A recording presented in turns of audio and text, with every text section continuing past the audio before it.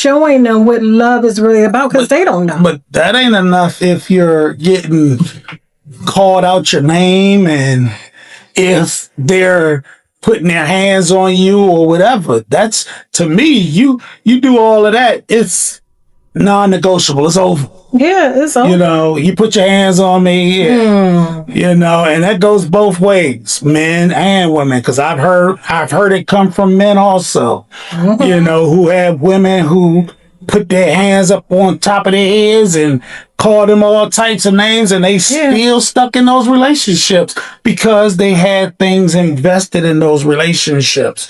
So it can be tricky. It's tricky. And when you come to a relationship, you have to tell people what to expect in a relationship anyway.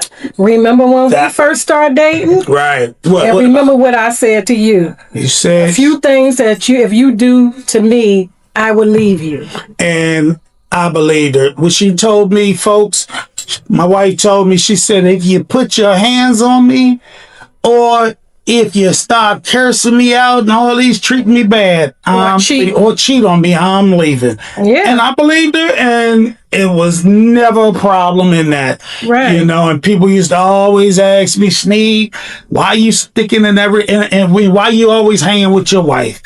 I said, because she's my best friend. Hey, so, and I know what she expect from me. She know what I expect. We treat each other right. So, and that goes to say when people in a relationship, and as soon as that man give a woman that sign or that woman give a man that sign of abusiveness, that's when you step out and you step away. Right. It shouldn't be no second chance to, if somebody done put their hands upside your head, you're not going to do it again. You know, you always hear him or see him talk about, well, he ain't going to do it again. Or he cried to me or she cried and all of these things, gave me some flowers and, you know, took me to dinner. That's not enough. That's not enough, ladies. You know, I remember being on a public transportation one time, and it was on a Metro bus, and I'm riding down the street, looking out the window, and there was this young guy, and he was with this young lady. They looked like they were maybe no more than 18, 19, and he took his balled up fist and punched that young lady. Oh, we would have been fighting. And I remember yelling out that window because the bus was moving. I was like, don't put your hand on that lady, that young girl. And he looking at me crazy, and they both walked off together. Jeez. You know, brainwash. So violence in relationships is toxic, and a lot of people stay in these relationships regardless of what these people are doing to you. Like you said, the first time it happened. The very first time. Because you never know when it might be your last time that it happened. Right. So what you think is another topic that... I think, which we kind of hit off a little bit, is they hope that it will change. Oh, yes. And they tell them that often. And the only reason I'm speaking as if I know about this because I knew several women who were in abusive relationships. Wow, we all did. I did too. I talked to them over and over, and they were like, he said he's going to change, and he's changing. And he would change temporarily. But soon as something flipped, he goes right back to what he was doing to her from the get-go. Yeah.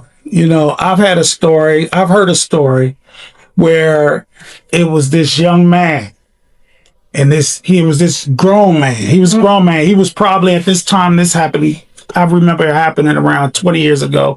The guy that he was around in his late 30s, and the girl, she was new. She was young. She just got enrolled in Howard University. Wow. And from the story, the guy told me that the young man didn't allow her to go out, leave the house. Oh. Because if she left the house, he was going to kill her. Jesus. So he started locking the doors where she couldn't get out the apartment that they lived in and these type of things. You know, so I've heard horror stories when it comes to these type of things. You know, and these type of guys, they don't change. They don't change. So it's no such thing as look, you can't change them. They can't change them. Only the one above can change the That's second it. people. That's it. And it's on his time, not your time. So, When some women think they can change the man, right. they think they can change No, him. you can't change no man. It's- So don't count on that one, people. Do not. And again, it may, but it depends. But I just don't have too much faith in that. No, that's not a good one. So the next topic, the next bit of discussion, I think that a lot of people stay in these abusive relationships for is because they become financially dependent upon that other person. This happens quite a lot. Yeah, that's that. Now that's really sad. You have involved with an abusive relationship, and that man don't want you to work. He wants you to depend on his income. Right. He want to give you little scraps of money as an allowance. Right. I mean, I've seen that happen before. You sitting back waiting on his money because he don't want you to work, but you so in love with him that you want to do just what he wants you to do. Well, that's why ladies should always be independent before you get involved in a relationship. Come into the relationship with your own. That's right. So a man can never say, well, that's mine, this mine, that mine. Start naming it. It's different when you get married in a committed, loving relationship and you build these things together. But not in no beginning of a relationship and you allow yourself to get sucked into that one. Based on abusive. But yeah, true. But what happens to men too? They sit there and, they won't live up to their potential, and the woman, she might be the breadwinner, and that man just sitting home, just playing games, doing whatever. And then she look, every time that lady come home, she come home with vengeance on that man, calling that man out his name or whatever have you, and might slap him around because some women doing it too. But that's some women doing it too. Let's be real now, boo. Yeah, there's a lot. There's women abusing men too, and it's just not talked about as much. And I don't think that's nothing to be laughed at. We're just joking amongst each other, but laughing at an individual getting abused is serious. It's serious, and that's not what I was laughing because it's so true. And people feel like it's only men out here as the abusers. Women are abusing men as well. Right, and men, if you're in an abusive relationship, don't stay in it. Get up, get yourself out of the relationship, move on before y'all start building things together. You got to tear it down because that's when things become complicated. Right. But we're not going to stay on that one too long because I think that one is self-explanatory when it comes to the finances. Everybody should come into the relationship with thinking about building your own so you could come together with it anyway. Right. But another one I think we want to talk, I think is really holding the relationship, a person in an abusive relationship is those children. Oh, yeah.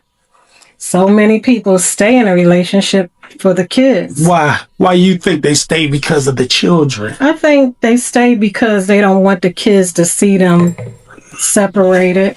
Or maybe they don't want to see the children without the father. Right. At home because they might have grew up without a father in the house. So that kind of, put some type of psychology in the minds of the especially women because they've experienced a lot of abuse in their lives, trauma in their lives as well. So, but it's unfortunate that they would do that because it would show the kids abuse.